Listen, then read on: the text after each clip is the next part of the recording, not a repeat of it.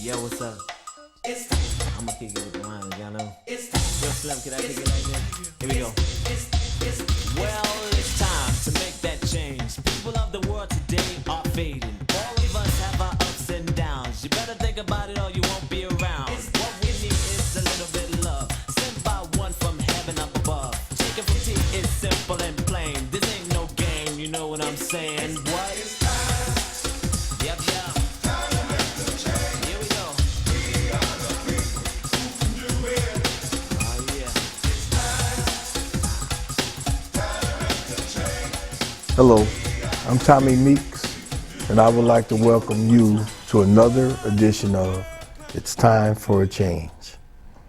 You know, a lot of you know I work with Winnebago County and for Scott Christensen and Dave Peterson. And if you know Dave Peterson, you never know what's coming with Dave. Dave told me about a young man that he was bringing into the office and he wanted me to meet him. Well, I met the man today. And we're doing a TV show later today, like right now. I want to welcome Reverend Samuel Sarpia. Yes. Sarpia. See, told you, I just met him. But I met you this morning, Reverend Samuel, and I was very intrigued with your goals, your plans for the Rockford area. And I want people, I know there's people out there that know you already, but I want more people to see your vision and some of the plans you have. I like to say Winnebago County because we're all in this together, but it's mainly Rockford, but Winnebago County. First of all, tell my viewers, where are you from? I am Nigerian-born South African national. By way of unpacking all of this, I'll give you a 35,000-foot view. Okay. Born and grew up in Nigeria, studied social work at a college in Nigeria. But in the pilgrimage of my journey, I ended up living in South Africa, marrying a South African, and actually becoming a South African citizen. Okay. And so all my three kids were born in South Africa and have lived in South Africa for a long while before moving to the US. Yeah. Now, what did you study in college? I mean, you have an extensive education. I studied social work for my undergrad, and then I did a postgraduate in marine sciences and another postgraduate in development studies. And I recently just graduated with my Masters of Divinity in Conflict Transformation from Bethany Theological Seminary in Richmond, Indiana. And outside of that, I have taken classes and was taking short summer school with Center for Nonviolence and Peace Studies with the University of Rhode Island. I have taken Linux administration, which is computer networking and security. I have taken a Cisco, I used to be Cisco certified computer, I am blank now with all the combination, but I used to be a network administrator certified by Cisco. Okay. Yeah. Now, you're in Rockford, Illinois. You're a minister. What's the name of your church? The name of my church is Rockford Community Church. It's a multi-ethnic community that live by three-pronged approach. The message we find in Micah 6:8 that says, "Seek justice, love mercy, and walk humbly with our God." And in this three-pronged component approach, it goes beyond the walls of a church. Yes. And in seeking justice, I began to explore the calling that I have on me and the vision that I think God has placed in my heart for Rockford region and for our country today is to be able to use the message of nonviolence to transform conflict.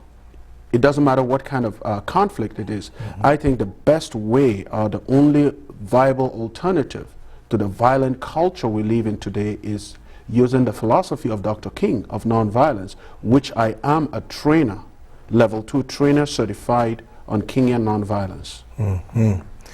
Okay, so you've been in Rockford for? I've been in Rockford almost 7 years now. 7 years? Yes. Okay. And in the last 7 years, I've been involved in a couple of citywide initiatives, not to kind of drag the issue back, but back in 2009, following the Magbamo shooting, and which you can follow, you can check on the internet and find news clips from 23 News and 17 News. I organized a Kingian nonviolence training where I invited clergy and the community, and I had a protege. And what I mean by a protege is someone who was mentored directly by Dr. King, who had worked with Dr. King in organizing the Poor People's Campaign in Chicago. The man by the name David Jensen, who is in his mid-70s now, and they still hold him high. He's one of my mentors. Actually, I'm on the phone with him every so often. Really? And he flew out to Rockford just to see how can we build a community that seeks to transform conflict using the principles of nonviolence. And since 2009, I have been kind of plowing away, slowly plugging in slowly and seeing what else can we do. And as a result of that, I have been privileged to kind of direct what we call, to lead a center called Center for Nonviolence and Conflict Transformation, a 501c3 incorporated in Rockford, Illinois, with the goal of taking the message of nonviolence and applying it in the context of our community, and not just nonviolence. It goes beyond just philosophical ideas. It goes into practical. And one of the first approach we did in using the Center for Nonviolence is, you know, if for those of you that have read the news, have followed Boko Haram's, the radical Islamic group in northeastern Nigeria, what I've done is taken the same message and I've invited a couple of Nigerians, Christians and Muslims, who flew to Rockford. Oh, they flew to Rockford. For 1 week of intentional training on what it means to apply the principle of nonviolence in transforming their conflict. Right now, their community is experiencing, following this training, they've gone back and are implementing this idea of nonviolence and winning the enemy over. Instead, you see, the nonviolence approach does not see the other as the enemy, but to look at what is the condition that creates such an individual. And so they are applying that, and a part of what we seek to do is, because the component is education. So as a group, as the Center for Nonviolence, we converted or retrofitted a bus in Rockford, converted it into a mobile library, and schools that my kids attend, one of the public schools in Rockford, actually did a book drive, and another Lutheran school did a book drive and filled a 20-foot crate container, and we shipped along with the bus to educate people from northeastern Nigeria. But that's a far distant work, but we have a local approach, a local component, and the local component is what we are currently working on, the project called the Mobile Lab. Right. And you know, when we talk about a lab, there's multiple stuff that happens in a lab. A lab, from a scientific point of view, you know, I'm not a scientist by any nature, but I know you can do a lot of trial before rolling out. So we are creating this mobile lab, and inside the mobile lab, we will have a computer programming, graphic design, app development studio. And on the other side of the lab, which is in the same bus, we will have a music recording studio. And using these two different aspects, you know, there's so much creativity out there in our community. Right. And the reason why young people find themselves kind of, the cat stacked against them, is simply because there is no outlet. And when there's lack of outlets to put out those expressions, because not every young person, not everybody is cut out to be in the four walls of a classroom. And our creativity and giftedness can be expressed in different forms. So what we are doing with this mobile lab is we will take it to the community, to the projects, to everywhere, not just the minority community, but it is open to every community. We will drive the bus, and we will have trainers on graphic design, app development. Who tells you can become a multimillionaire from just selling a 99-cent app, either on Android or an iPhone. And those apps will teach kids from the comfort of their community what it means. But layered, the underground of all of this training, what will undergird this entire training, that's a nonviolence, the concept of nonviolence. Right. And we are beginning here in Rockford, Illinois, and my hope is that the community, and I like the fact that the Winnebago County is really backing this initiative. Well, Dave is very supportive of what you've been talking about, and I don't know how far we're going to go, but we're going to try to get behind it, because I like what you're talking about with this nonviolence because, you know, education is the key to somebody turning their lives around. If a person has a good job, I always say this all the time on my show, when you have a good opportunity to earn some good money, you got a good education, you tend not to want to do things that would hurt yourself or anybody else because the alternative is jail, prison, something like that. So I like what you're talking about with these labs. Also, you talked about training kids in web design and things like that. So if they got the training from you, they'd probably be able to go on and get a better education because they would have learned things from your labs, and then they could, you know, further their education. You know, the interesting thing is we are not a certificate Right. granting organization, but what we are doing it, we're serving as a bridge Right. that breaks the barrier that says I cannot to saying I can. Right. That invisible barrier that has been set up, that this kind of thing does not fit with me. I tell you, I've traveled around our community and I've got some young talents. Here's a story. And this year's Martin Luther King Day, I was privileged to preach at a church that Dr. King preached at in Chicago, Illinois, in East Garfield Park in Chicago. This is the very church that Dr. King used as his organizing office back in 1962 and 63 when he started the Poor People's Campaign. And in this church, I picked a young man, Vincent from Rockford, who used to be homeless, but thank God he's found a place to stay. And he is so gifted musically, in rap music. And I just said, you know, there's got to be a way to help champion this young man's gift and talents. I took him to this church in Chicago, the church I was preaching, at a combined Dr. Martin Luther King service on Sunday morning. And he got to sing and do some performance. And I tell you, I could see from his expression, and he even said it to me, I have never thought I can do this. And funny enough, or fortunately, he grew up in that community, but he's been out in Rockford and being homeless. And so that became an impetus for reconciliation. His parents that he has not seen for over 6 years actually showed up. And his mom was bawling her eyes, at that crying. church? Yeah, at Showed that up in church, Chicago? yes. Oh, okay. And she was crying that she cannot believe that something good, that God can get a hold of her son. And it's simply because looking at the potential of using the principle of nonviolence to attract young people and using their giftedness and skill. Right. And so right now I'm working with this man to send him to a recording studio so that we can see if we can start marketing some of his songs on iTunes and help him. I don't have to market it, he can market it himself, and the proceed goes directly to him. Yeah. Now, when you were in my office earlier today, we were talking about, you know, education, how important education is. And you know, I told you that when I went to college, there was a lot of young men from Africa, someone from Nigeria.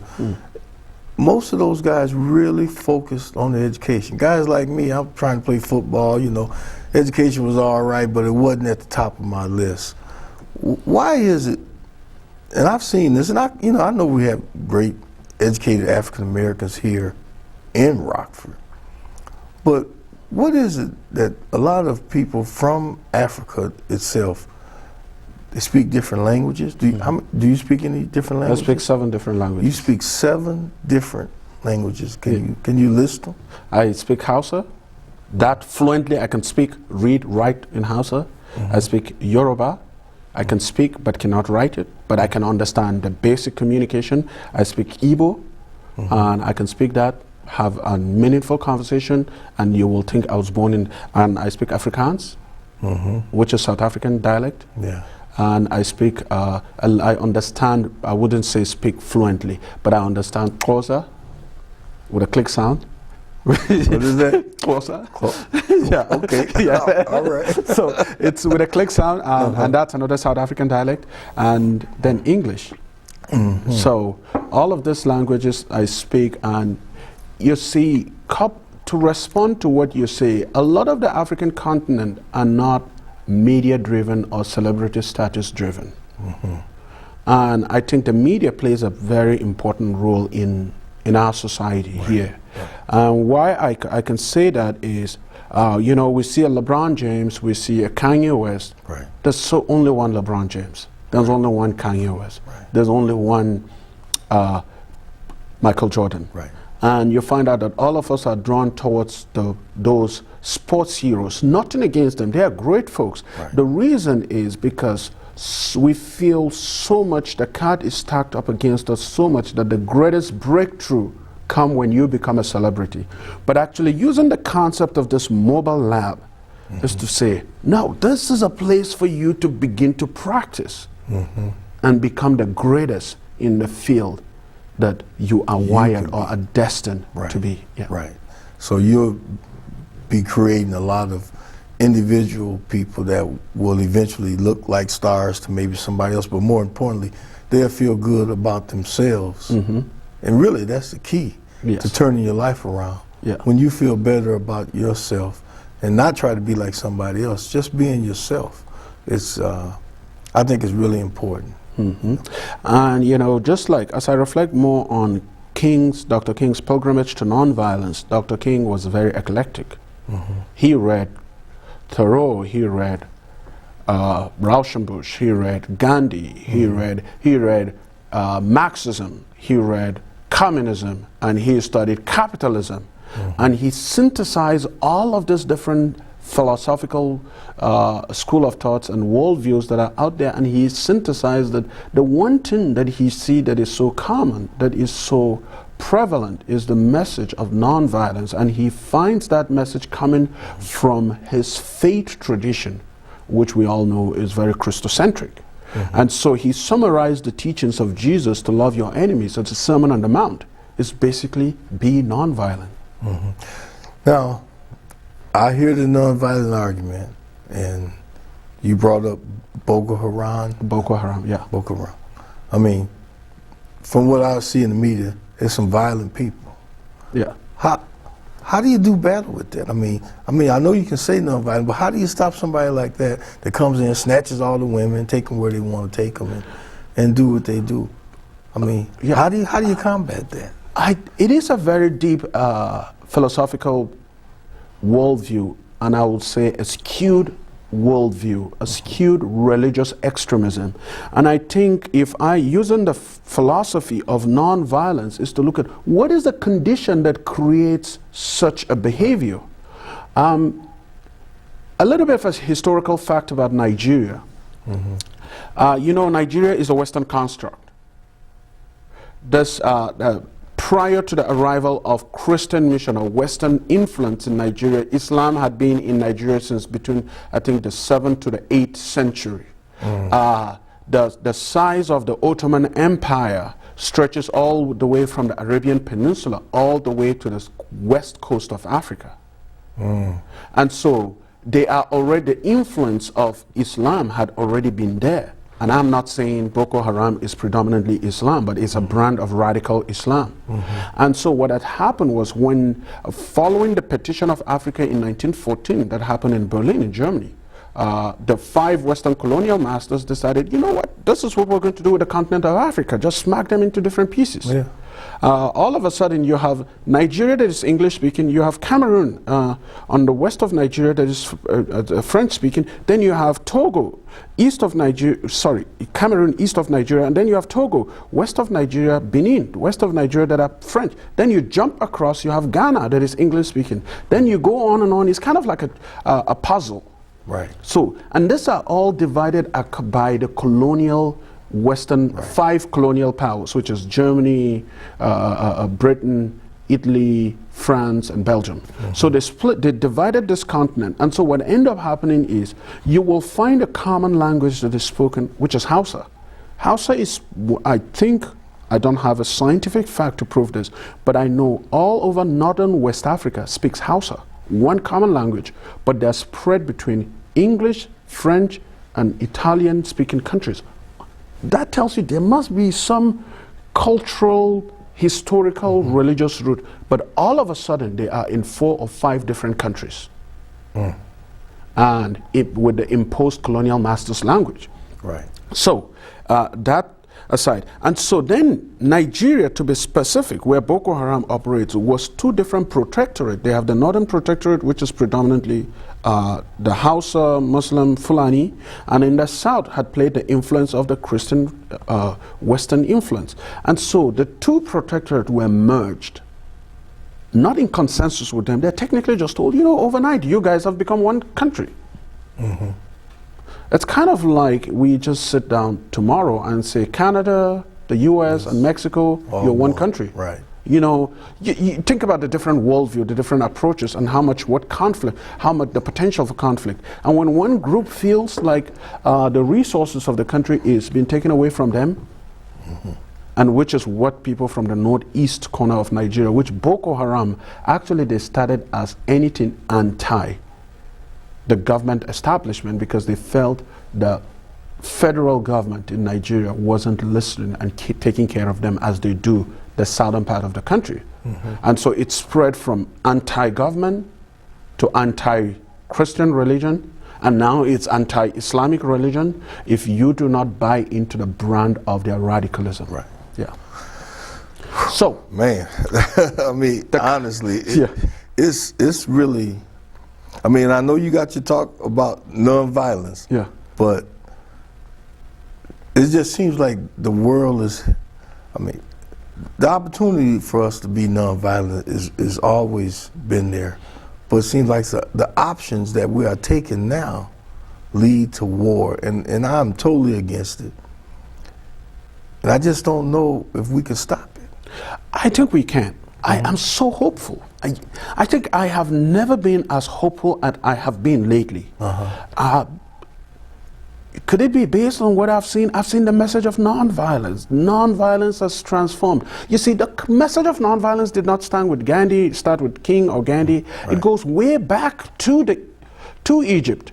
You see, when King Pharaoh ordered those midwives that whenever they hear that a baby, a Hebrew woman gives birth to a baby, they should be reported to the emperor, the Pharaoh, so that the baby can be eliminated. And those women non-violently refused to obey the king's edict. So if we look at right through history, non-violence has seemed to be the only alternative that works, because like Dr. King said, an eye for an eye, and then both of us will be blind. Right. I agree. I'm with you. I'm with you. So we have to start creating a new culture of peace, and we can create new culture of peace by intentionally creating a space that is non-violent, that I can be able to listen to you and you listen to me. Right. Now let me just bring it back into where we're at right now in Rockford. A lot of the violence that we see, you know, some of it is police violence, but the majority of the killing is in the neighborhoods. And do you have proposals on how to deal with people that live right in the neighborhoods, literally able to kill one another and not think anything of it? I'll answer that shortly, not a proposed idea, but I have recently been working with the Rockford Police Department Command Staff and Management, taking the same concept of nonviolent community policing. I tell you, based on my experience of this 5 different sessions of 2 hours with the Command Staff and Management, I think they get it. They suddenly realize that nonviolent community policing is the new alternative. And actually, at this point, we are the only police department in the nation that have been intentional about implementing nonviolent community policing. And let me say a little bit caveat to the nonviolent community policing, the training that I have offered to the Rockford Police Department. You know, there's so many different models of nonviolent community policing out there, but this is one model that people think works. They say, get more policemen on the street, get out of the squad car, which might sound like it is. But can you imagine if the police department becomes accountable to the citizens, which becomes democratic, which the entire 3 prongs of the criminal justice system, the police department, the prisons, and the justices, the judiciary, if they can all collaborate to become accountable to the citizens. So when a bad guy is arrested, that he gets sent not to prison for the sake of incarceration, but sent to a place of proper rehabilitation. And it's all transparent. So I think in the last 5 sessions with the police department, the command staff and management, they're beginning to get it. And this is an ongoing conversation, it's not an overnight. Well, and so for the community side is to educate the community on what it means. What is the hope and the aspiration that they have for their own community? And I know it is easier said. It is a hard work, but I think the concept of the mobile lab will give us access to those young people that feel hopeless and give to them some begin hope. to feel hopeful. Right. Yeah. Now, things are changing. I've gone to some meetings with the judicial system, and they're looking at things that they would, in the past, lock guys up for, send them to prison for.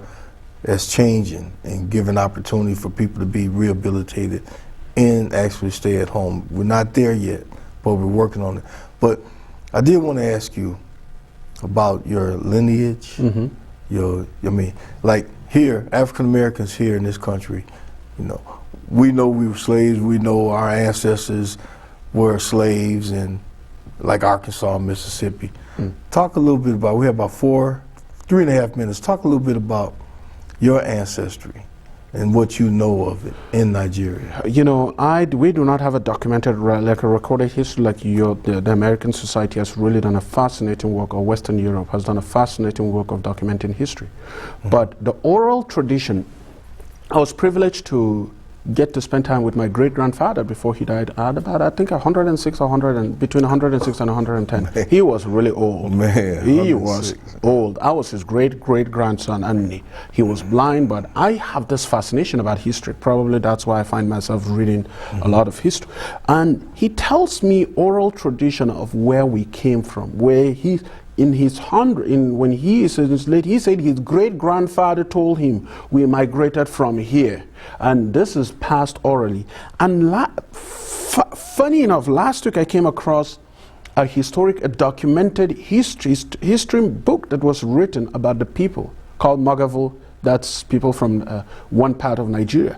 A documented history that goes back to 30,000 years of history. Yeah.